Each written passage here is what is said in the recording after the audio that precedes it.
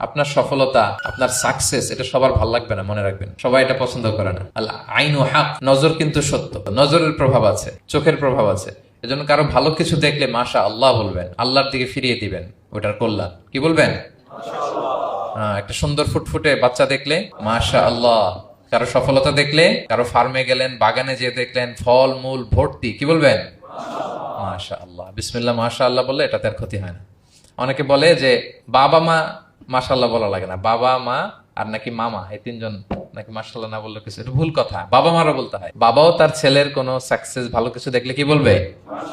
মাশা আল্লাহ, তাবারাকাল্লাহ, অথবা বিসমিল্লাহ মাশা আল্লাহ, এটা আপনারা বলবেন। ধরেন যে আপনি কোন একটা প্রোগ্রামে বসে আছেন, আপনার পাশে যে বসে, আপনি তার দিকে এরকম 10 মিনিট তাকায় আছেন, কোনো কথা ছাড়া শুধু তাকিয়েই রইলেন। তার কি ভাল লাগবে বলেন? সে কি কমফোর্টেবল ফিল করবে?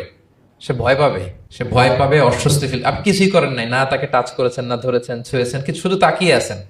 দেখেন নজরের কি প্রভাব। আল্লাহ আইনু হক, নজর সত্যি। এজন্য কারো সাকসেস দেখলে আমরা সবসময় যেন মাশাআল্লাহ বলি। মাশাআল্লাহ ঠোঁটের সাথে মিলিয়ে রাখবেন। ভালো দেখলে কি বলবেন? মাশাআল্লাহ, মাশাআল্লাহ, বিসমিল্লাহ মাশাআল্লাহ, মাশাআল্লাহ, তাবারাকাল্লাহ, এটা বলবেন।